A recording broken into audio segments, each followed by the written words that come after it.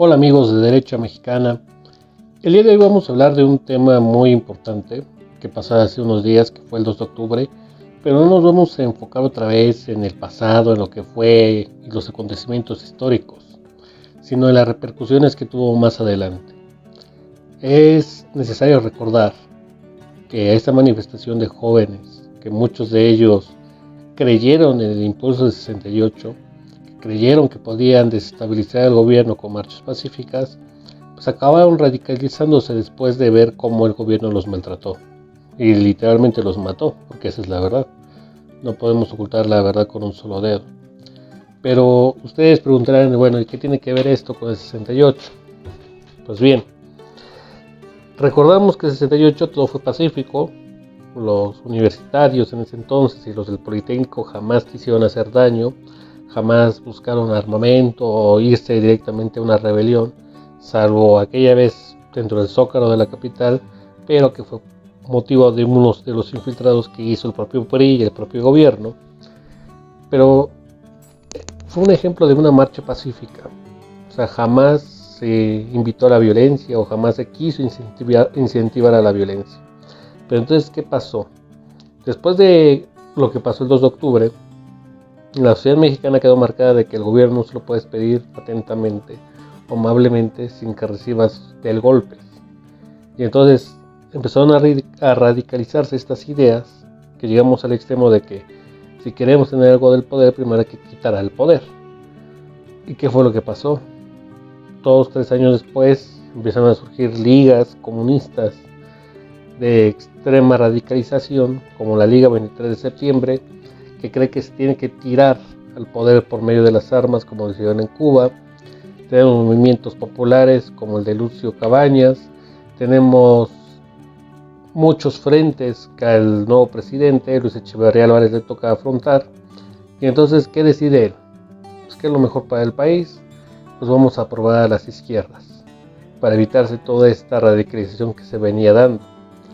Se legalizan a las izquierdas, como el Partido Comunista, y en lugar de mostrar esa unión que decían tener por el 68, manifestarlo a la opinión pública y que se viera como una verdadera opción al centro izquierda, que es el PRI, tristemente las izquierdas se deshicieron entre ellas mismas, pero no porque no tuvieran ideología, sino porque querían ser la única que tuviera la verdad absoluta de la izquierda.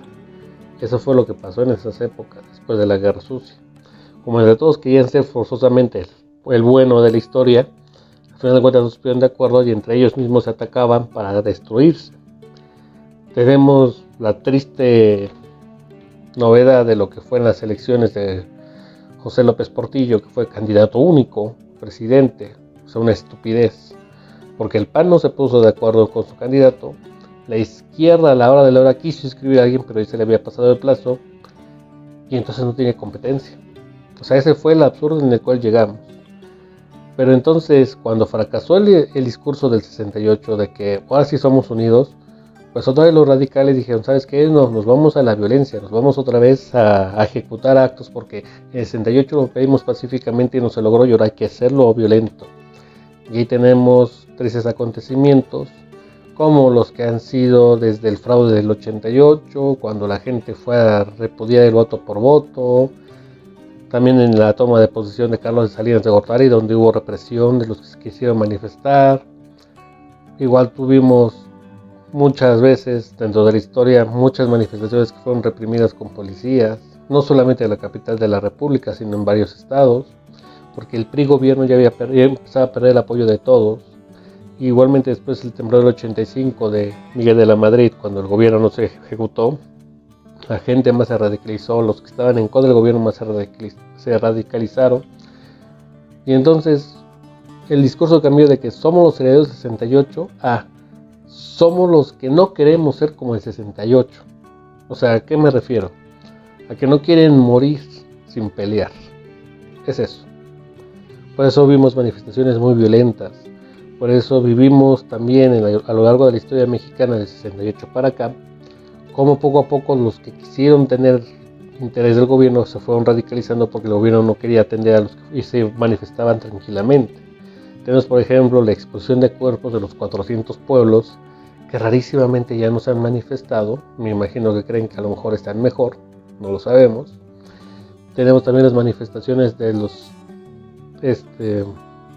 anarquistas que a través de violencia quieren darse a conocer, interfiriendo en la marcha del 2 de octubre como ha sido los últimos años.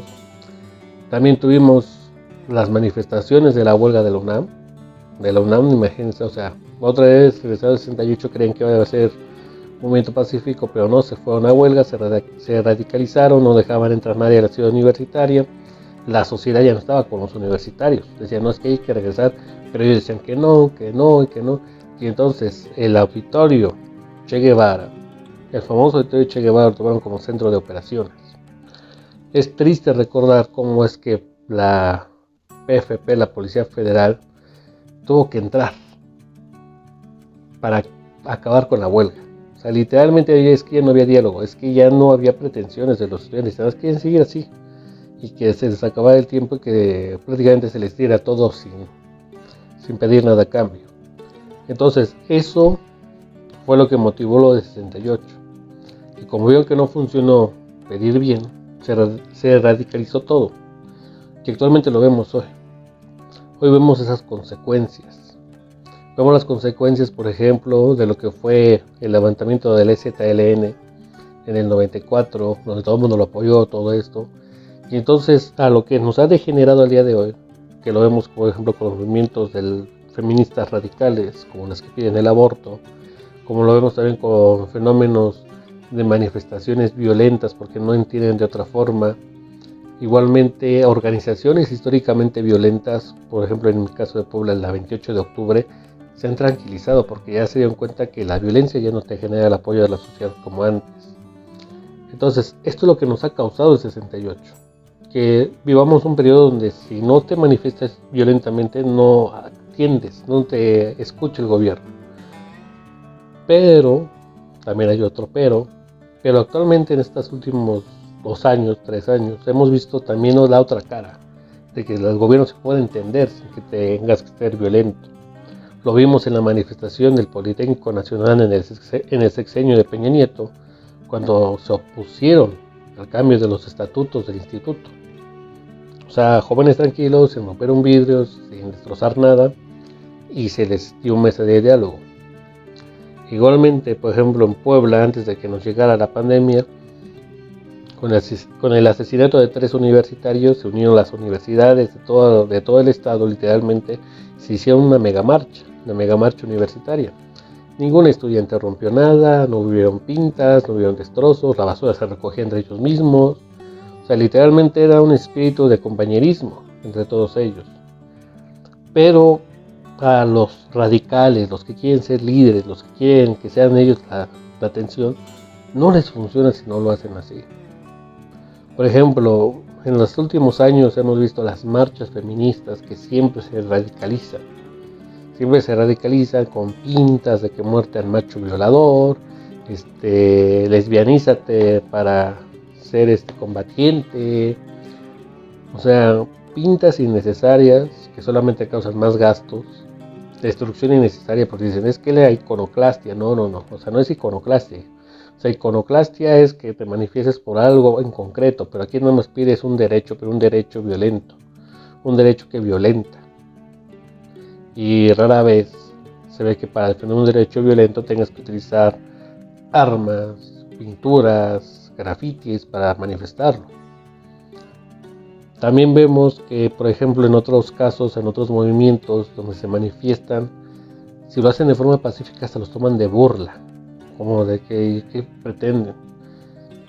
Nos tenemos que enfocar necesariamente al movimiento radical feminista porque es lo más novedoso que hay, por lo cual lo podemos comparar. Porque al final de cuentas, mientras vemos a las radicales feministas tirando, manifestando, rompiendo a diestra y siniestra, por ejemplo, vemos a la contraparte, que se van todos pacíficos, tranquilos, todo esto, sin hacer ningún desastre, pero al final de cuentas no tienen tanta atención como los desastres que hacen las feministas. Igualmente el 8 de marzo lo volvimos a ver prácticamente amurallado Palacio Nacional porque no querían las pintas. Pero que vimos que mucha prensa progresista decía, no, es que no entiende el pueblo, es que el pueblo no lo entiende, es que no se comunica con el pueblo. A ver, señores, no porque sea un personaje todo es bueno o malo, claro o oscuro. Tienen que ver los matices más allá. O sea, ¿cómo vas a defender, por ejemplo, una manifestación violenta donde han agredido a mujeres policías, donde las han pisoteado, las han ultrajado, que me digas que no es necesario defenderse? O sea, también hay que ser claros en esto. Hemos llegado a un punto tal donde no queremos aceptar las culpas de las manifestaciones que hacemos. Y entonces aquellos que se siguen justificando el día de hoy con que es que mi movimiento tiene que ser así porque como en el 68 se hizo y no se logró así, no. Ya no puedes utilizar ese justificante. Ya no puedes utilizarlo ni para las izquierdas, ni para las derechas, si es que hubieras en México, porque para mi opinión personal no los hay, ni mucho menos para manifestarte. El ejemplo ya lo hemos visto. Se puede manifestar sin causar daños, sin causar desastres. Y aquellos quienes siguen utilizando el 68 como ejemplo, que lo aprendan. Para concluir este punto, porque sé que será muy confuso de que tiene que el 68 con todo esto que acabas de decir, porque al final de cuentas una cosa no va con la otra, voy a decir una anécdota muy rápida. Hace 4 años, un 28 de septiembre, que también se cumplía el aniversario de Ayotzinapa, según estaban en ese entonces jóvenes, ahora ya abuelos de 68, diciendo que es que no ven la llama del 68.